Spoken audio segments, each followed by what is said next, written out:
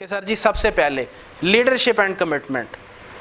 Risk management system کو apply کرنے کے لیے سب سے امپورٹنٹ چیز ہوتی ہے کہ جو آپ کی سینئر مینجمنٹ ہے نا, ان کی طرف سے کمٹمنٹ شو ہو. اگر وہی سیریس نہیں ہے رسک مینجمنٹ کرنے کے لیے تو آپ جتنا مرضی جان لگا لیں, رسک مینجمنٹ سسٹم لگا لیں, اس کو امپلیمنٹ, جو سینئر لوگ ہیں انہوں نے ہی پوری آرگنائزیشن کا کلچر بنانا ہوتا ہے. انہوں نے ہی, دیکھو یہ جو کہتے ہیں نا کہ یہ آرگنائزیشن بڑی ڈی سینٹرلائزڈ ہے, یہ آرگنائزیشن بڑی اتھارٹیٹیو ہے, اس آرگنائزیشن کا جی یہ سٹائل ہے کہ یہاں پہ جو ہے نا کسی قسم کی ہم جو مس بیہیویئر ہے اس کو برداشت نہیں کرتے, امپلائی کو فوراً نکال دیتے ہیں.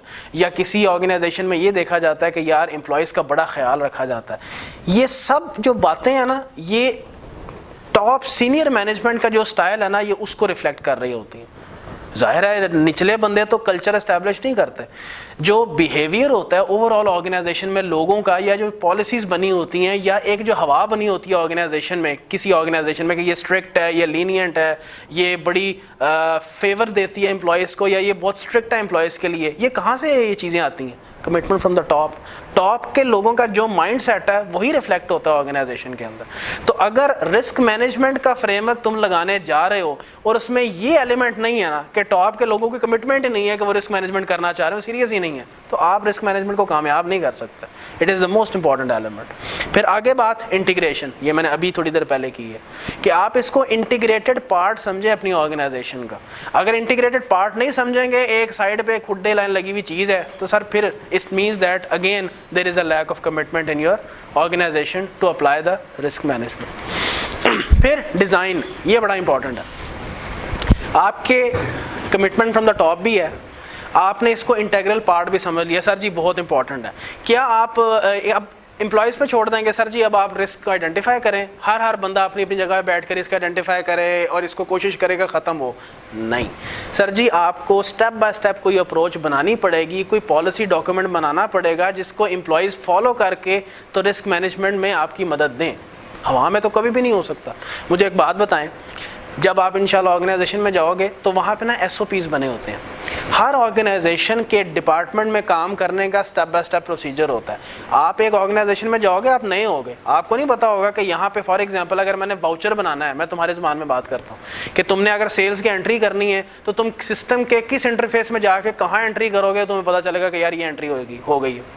ہیومن ریسورس والے بندے کو اگر یہ جاننا ہے, وہ نیا بندہ آیا ہے, ابھی ایک بندے کو ہائر کیا ہے ایچ آر آفیسر کے طور پہ, اس نے فار ایگزامپل یہ پروسیس جاننا ہے کہ ایک نئے بندے کو ہائر کیسے کرنا ہے, اس کو کیسے پتا چلے گا؟ وہ اپنی مرضی سے جائے گا؟ نہیں.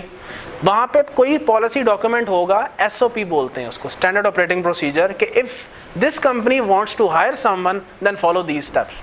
سب سے پہلے آپ اس کی ایک جاب ریکوائرمنٹ ڈیزائن کریں کہ یہ بندہ ہے, this is the job description of this person, کہ یہ اس بندے سے ہم نے کام لینا ہے, ٹھیک, اور یہ فل ٹائم جاب ہے, اور اس کے لیے ایکسپیکٹڈ سیلری کا پیکج ڈیزائن کریں, اور پھر آپ اپنے سپروائزر سے اس کی اپروول لیں, پھر بورڈ سے اپروول لیں, اور پھر اس کے بعد اس کا جاب ایڈ کریٹ کریں, اور پھر آپ اس اخبار میں دیں. اس کے بعد آپ کے پاس سی ویز آئیں گی, پھر آپ یہ کرو گے سر. تو یہ ایک ایس او پیز ہے. کوئی بندہ ہوا میں اپنی مرضی سے جا کے کام نہیں کرتا. اسی طرح سے جب آپ نے رسک مینجمنٹ سر جی اگر کروانی ہے نا اپنی آرگنائزیشن میں, you have to develop the step by step procedure, جس کو لوگ فالو کریں, تب بھی تو آپ کی رسک مینجمنٹ میں مدد کریں گے. اس کے بغیر اٹس ناٹ پاسبل. سو یہ ڈیزائن کا پارٹ. اور پھر اس کے بعد امپلیمنٹیشن, اگین وہی بات, تینوں چیزیں ہیں. کمٹمنٹ فرام دا ٹاپ بھی ہے, آپ نے اس کو انٹیگرل پارٹ بھی سمجھ لیا, آپ نے ایک ڈاکیومنٹ بھی بڑا خوبصورت سا بنا دیا کہ اس طرح فالو کرنا ہے. فالو کوئی نہیں کر رہا, امپلیمنٹیشن نہیں ہو رہی. ہمارے یہاں آپ کہیں سر جی اس کا بھی لا ہے, اس کا بھی لا ہے, اس کا بھی لا بنا ہوا ہے, لیکن لا ایگزیکیوٹ کہیں نہیں ہوتا, امپلیمنٹ کہیں نہیں ہوتا. تو سر جی اس کو امپلیمنٹ کروانا بھی اس کی ذمہ داری. امپلیمنٹیشن نہیں ہوگی تو رسک مینجمنٹ فوت, ٹھیک. اسی طرح سے امپلیمنٹیشن ہو گئی, دا نیکسٹ اسٹیپ, یہ اسٹیپس نہیں ہیں, اسٹیپس آ گئے. Next element is evaluation. یہ میں نے اسٹیپ یا پوائنٹ پہلے بھی مینشن کیا ہے, ڈسکس بھی کیا ہے, مانیٹرنگ کا. اگین ایک رسک مینجمنٹ کا تم نے فریم ورک لگایا ہے, کیا وہ اپنے انٹینڈڈ آبجیکٹیوز کو میٹ بھی کر رہا ہے یا نہیں کر رہا. یہ جو ہم نے یہاں پہ ایک پورا فریم ورک ڈیزائن کر کے امپلیمنٹ کروایا ہوا ہے, کیا لوگ جب اپنا کام کرتے ہیں رسک مینجمنٹ کا تو کیا انہی سٹیپس کو فالو کر کے کر رہے ہیں جیسے ہم نے کہا ہے, اور کیا اس سے انٹینڈڈ آبجیکٹیوز میٹ بھی ہو رہے ہیں یا نہیں میٹ ہو رہے ہیں. چیک کرنا کسی بھی چیز کو آپ لگاتے ہیں تو آپ ظاہر ہے اس کو چیک بھی کرو گے کہ یار جو ہم نے جس مقصد کے لیے اس کو لگایا ہے کیا وہ مقصد جو ہے ہمارا پورا بھی کر رہا ہے یا نہیں پورا کر رہا. یہ ایویلیویشن کا سٹیپ ہے. اور اینڈ میں ہمیشہ امپروومنٹ کی گنجائش رکھیں. ایسا سسٹم جو کہ اسٹرکٹ ان نیچر ہے, جو کہ سمجھتا ہی نہیں ہے کہ جی اس میں امپروومنٹ کی گنجائش ہے, یہ ایک بن گیا ڈاکومنٹ تو یہ آخری لکیر ہے, پتھر پہ لکیر ہے, اس میں کوئی چینج نہیں ہوگا, تو ایسا سسٹم بھی کبھی ایوالو نہیں ہو سکتا. یہ ایک خاص پیریڈ کے لیے تو کام دے دے گا, لیکن آگے جب آپ کی آرگنائزیشن میں چینجز آئیں گی, فار ایگزامپل پہلے آپ مینول کام کر رہے ہیں, اب آٹومیشن میں شفٹ ہونے لگے ہیں, اب شاید رسک مینجمنٹ اس طرح سے نہ چلے. You have to transform your risk management as well. ٹھیک ہے, سو یہ والی بات اس نے کی ہے. تو یہ ایلیمنٹس ہیں تمہارے. سو اس چیز کو ذہن میں رکھنا, اگر وہ پوچھتا ہے رسک مینجمنٹ کے ایلیمنٹس کے بارے میں تو ایک جنرل ایلیمنٹس ہیں اور ایک ایلیمنٹس وہ ہیں جو ISO کا فریم ورک بتا رہا ہے. رسک مینجمنٹ پروسیس, ایلیمنٹس دیکھے, پرنسپلز دیکھے, اب ہم پروسیس دیکھتے ہیں کہ رسک مینجمنٹ پروسیس کیا ہے. کہ اگر مجھے کسی بھی آرگنائزیشن میں رسک مینجمنٹ کا ایک فریم ورک یا سسٹم امپلیمنٹ کرنا ہے تو کن سٹیپس کو کن سٹیپس سے گزر کے میں رسک مینجمنٹ کو اپلائی کر رہا ہوں گا. یہ تھوڑا سا اوور لیپ بھی کرتا ہے ہمارے جو ہم نے چیزیں پڑھی ہیں اس کے ساتھ, لیکن کہہ لیں کہ اگر سٹیپس کی بات کریں گے تو یہ آپ کے سٹیپس ہیں. کہ سب سے پہلے اگر آپ نے رسک مینجمنٹ سسٹم کو امپلیمنٹ کرنا ہے تو سب سے پہلے کمیونیکیشن اینڈ کنسلٹیشن بہت زیادہ ضروری ہے. وہ لوگ جو کہ آپ کے اسٹیک ہولڈرز ہیں ان تک کمیونیکیٹ کرنا کہ we are about to take this step, کہ ہماری رسک جتنے بھی آرگنائزیشن میں رسکس ہیں, جتنے بھی قسم کے ہیں, ہم اس کو مینیج اور میٹیگیٹ کرنے کے لیے ایک سسٹم لگانے جا رہے ہیں, because it is very much important in our environment. تو آپ کمیونیکیٹ کریں تمام اسٹیک ہولڈرز, اور اسٹیک ہولڈرز آرگنائزیشن کے کون کون سے ہوتے ہیں یہ آپ گاہے بگاہے پڑھتے رہتے ہیں. آپ کے امپلائیز آپ کے اسٹیک ہولڈرز ہیں, آپ کے کسٹمرز آپ کے اسٹیک ہولڈرز ہیں, آپ کے سپلائرز آپ کے اسٹیک ہولڈرز ہیں. If you want government, community at large, بہت سے اسٹیک ہولڈرز وہ کہ جو آپ کی بزنس کے آپریشن سے ڈائریکٹلی انڈائریکٹلی افیکٹ ہوتے ہیں. سو وہ آپ کے کیا ہیں اسٹیک ہولڈرز, تو ان سے کمیونیکیٹ کریں. And second thing very importantly, آپ کنسلٹیشن کریں.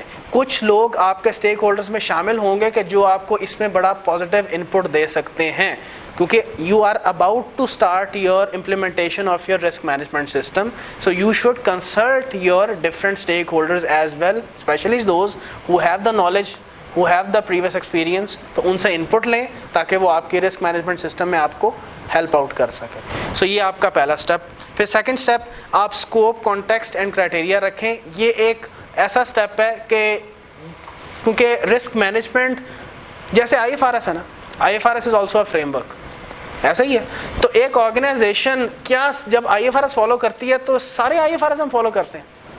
آپ نے کبھی سنا ہوگا کہ یہ IFRS آ گیا ہم نے اڈاپٹ نہیں کیا, پاکستان میں ابھی اڈاپٹ نہیں ہوا, سنا ہے؟ IFRS 9 بڑی دیر کے بعد یہاں آیا, بڑے سال لگے ہیں کہ یہاں پہ آیا. میرا خیال ہے اب فلی اپلائی ہو گیا, ابھی بھی نہیں ہوا نا. تو اسی طرح سے اور بھی IFRS ہیں, اور کچھ IFRICs ہیں اسی طرح سے, وہ بھی سارے اپلائی نہیں ہوئے کیونکہ وہ بہت ایڈوانس لیول پہ ہیں. تو جب تک یہاں پہ ویسا بزنس ایکٹیویٹیز آئیں گی نہیں تب تک اس کے IFRS اور IFRICs آئیں گے کیسے, بات سمجھ رہے ہیں. اسی طرح سے آپ جب رسک مینجمنٹ فریم ورک بھی لگاتے ہیں تو آپ اس کا اسکوپ طے کرتے ہیں کہ میں کتنی حد تک اس فریم ورک کو یہاں پہ لگانے کا پلان کر رہا ہوں. کیا میں یہ بھی ایریا میں رسک مینجمنٹ لگاؤں, یہاں پہ بھی, یہاں پہ بھی, یہاں پہ بھی. اسی طرح سے آرگنائزیشن کی گروپ آف کمپنیز ہوتی ہیں, کیا میں ایک سبسڈری میں لگا دوں یا صرف گروپ لیول پہ لگاؤں یا سبسڈری لیول پہ جا کے لگاؤں. تو اسکوپ کو آپ طے کرتے ہیں. سو یہ وہ والا اسٹیپ. اور تھرڈ اسٹیپ کون سا, یہ وہ پوائنٹ ہے جس میں اصل میں ہم رسک کی, جو ہم نے رسک کا مینجمنٹ سسٹم لگایا ہے اس کے ذریعے سے ہم رسک اسیسمنٹ شروع کر دیتے ہیں. رسک اسیسمنٹ کے اندر وہی 3 سٹیپس آتے ہیں. رسک یعنی کہ it is an iterative process.